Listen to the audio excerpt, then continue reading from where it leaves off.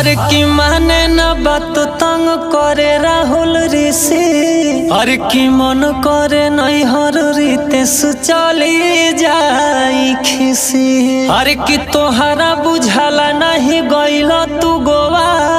अरे मांगो तवे शशि रोज खाए खाती खोआ।